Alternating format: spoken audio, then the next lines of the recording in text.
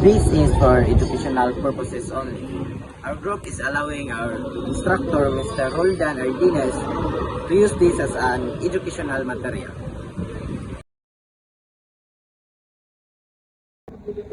So first of all, let's discuss about the me-self and I-self. So the me-self and I-self are concepts introduced by the philosopher George Herbert Mead. In this framework, the me represents the socialized self, the part of the individual that is aware of the expectation and attitude of the society, while the I self is the spontaneous and unique aspect of the self, representing the individual response to the me and the social environment. This distinction is a part of the broader concept of a self-awareness, which involves conscious knowledge of one's own character, feelings, motives, and desire. Self-understanding, also known as a self-awareness, refers to the knowledge or understanding of one's own capabilities, characters, feelings, or motivations. It involves attaining insight in one's characteristic, including attitudes, motives, behavioral tendencies, strengths, and weaknesses. The difference of me-self and I-self. Me-self, it involves self-reference thought, including self-view, self-image, self-scheme, and self-concept. This aspect of the self is more subjective and psychological, encompassing how individuals characterize themselves and their social interaction within different group or situation. Me-self is more about how an individual sees themselves from the other and how others perceive them. On the other hand, the I-self, this is the aspect of the self is concerned the socialized aspect of the individual, representing learned behaviors, attitudes, and expectation of others and society. The I-self refers to the subjective aspect of the self, encompassing one's inner world, thoughts, and emotion. So, this is the example of I-self. When a person reflects on their feelings and says, I am happy today. So that is an example of I-self. On the other hand, the example of me-self is when an individual reflects on their own characteristics, such as thinking that I am good friend or I am a kind person. In global psychology, the self is viewed as a product of culture force shaping individual identity within a broader environment.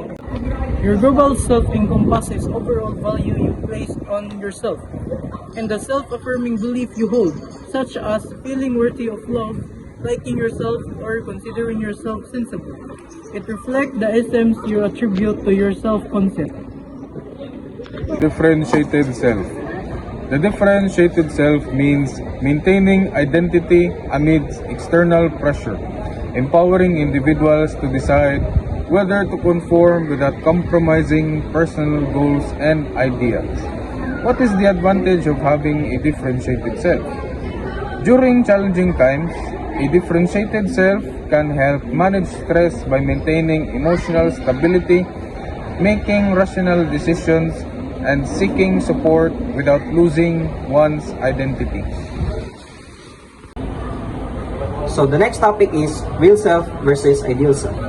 So Carl Rogers believed that humans inherently strive for completeness, perfection by aligning their real self, reflecting thoughts and actions, with their ideal self shaped by societal expectations. Achieving congruence between these aspects leads to self-worth and fulfillment, while incongruence may result in internal conflict and anxiety, emphasizing the importance of self-exploration and authenticity in this humanistic approach to personal growth. In understanding this theory, it involves knowing self-concept. Understanding Carl Rogers' theory requires grasping the concept of self-concept, a central element in his humanistic perspective. Self-concept refers to an individual's thoughts and feelings about themselves, encompassing their identity, abilities, and emotions. Rogers highlighted the dynamic nature for self-concept. emphasizing the needs for congruence between the real self and the ideal self to foster personal growth and fulfillment. Self. The real self captures the genuine attributes, qualities, and characteristics inherent to an individual. It serves as a manifestation of one's actual thoughts, feelings, beliefs, values, and behaviors, grounded in the reality of their experiences, shaped by a blend of innate tendencies, social interactions, personal experiences, and influences. The real self represents the core identity as perceived by both the individual and those around them. So the next is the ideal self. So the ideal self is the self that you have always wanted to become, or the self that you always wanted to pursue. So it is the self that you have always wanted to become, or the idea that is you're trying to excel yourself. So it is also the attributes or the qualities you are either working towards or want to possess. It's who you envision yourself to be with, or the exactly as you wanted to become. According to Carl Rogers, parents can help their children achieve congruence by showing them unconditional positive regard or unconditional love. People who receive unconditional positive regard are those who receive love without condition. These people have the opportunity to achieve self-actualization. So the next is incongruence. Incongruence is a behavior of people when there is a misalignment between the real self and the ideal self. So it is the individual of lacking in self-worth, self-image, and self-esteem. The presence of self is the ideal self who can be thought and as the future self. So in other terms, incongruence is the misalignment or the receiving of love but with conditions. So that's all. Multiple versus unified self. Multiple self is a psychoanalytic theory that views the self as being made up of numerous distinct self-states with various affective, perceptual, and cognitive characteristics. The self-states are regarded to be sufficiently compatible during normal development to permit internal conflicts of wants and desires within the person. On multiple self refutes the idea that a human being has a single unified self. Instead, David Lesser argues the mind is made up of multiple selves, and this is a normal psychological phenomenon. Most of us are aware that we have multiple selves. We adopt different facet selves depending on whom we are with. Lister argues that contrary to the popular psychological term, false self, this presentation of self are all part of us, not false. They simply cover layers of identity. He asserts that at any given moment in time, one or another of our sub-self is in control and determine how we think and act. According to Carter, the occurrence of multiple selves are described as others have defined them. There are three divisions of multiple selves, such as the major, minor, and micro self. The multiple explains us that we have our multiple side of ourselves. We're acting different depending on a setting. For example, we talk differently in front of our parents and in front of our friends. Sometimes, we're quiet and humble if we are talking to our parents, but when we are talking to our friends, we are talkative and exchanging crazy phrases. So, let's proceed to the unified self. Unified self is the personality that stays within us. The self we usually only show to people we trust and whenever we are alone. A person's composite persona, also known as the self, that incorporates all of the other personalities present in their interaction style, is referred to as the unified self. It is important for a person to have a consistent and coherent self that they show to others, especially to people that are those today. For example, someone with a unified self might consistently act in alignment with their core values, feel at peace with their decisions, and have a clear understanding of who they are and what they stand for in different aspects of their life. They experience a sense of coherence and authenticity across different roles. That's all. Next topic is about true versus false self. The concept of the true self versus the false self explores the idea that individuals may present different versions of themselves to the world. The true self represents an individual's authentic, genuine, and core essence. An example could be someone who has a passion for art but is working in a corporate job because of family expectations. The false self, on the other hand, refers to the persona or image created to fit societal expectations. An example could be someone who pretends to like certain activities or conform to certain beliefs in order to fit in with a particular social group. The false self may arise as a defense mechanism developed as a response to past experience of rejection or trauma.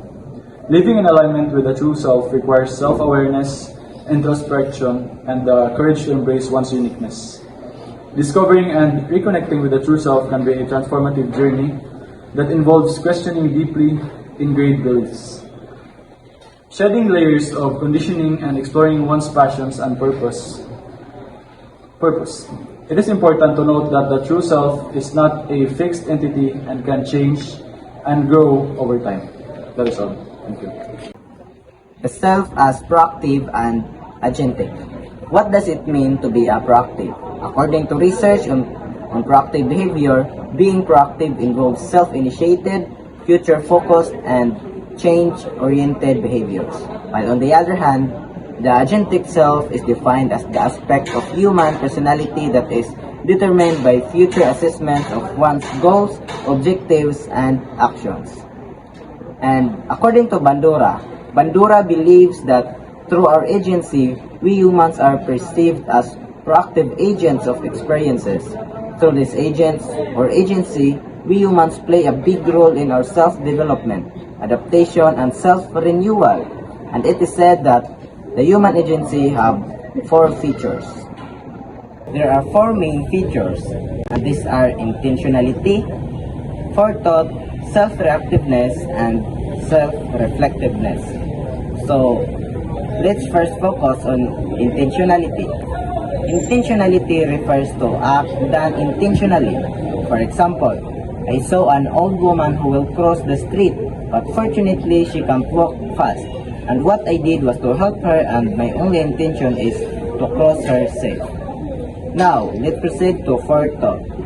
Forethought enables the person to anticipate the likely consequences of prospective actions. For example, I will clean my room, not just because to make it clean and comfortable, but to have a good balance for me to study. And I'm thinking of a good consequences that should I do. Next, self-reactiveness. Self-reactiveness involves making choices and choosing appropriate courses of action, as well as motivating and regulating them.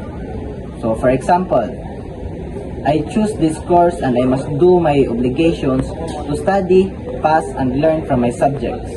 I must be reactive towards the things and circumstances that might happen and will happen. Now, let's proceed to self-reflectiveness. Self-reflectiveness gives the person the ability to reflect upon an adequacy of his or her thoughts and actions. For example, I didn't study our lesson in calculus and I got feeling great. Basically, I will reflect on what happened, and the best thing to do is to do better and never let your professor or a certain subject bring you down. And that's the self-proactive and agentic.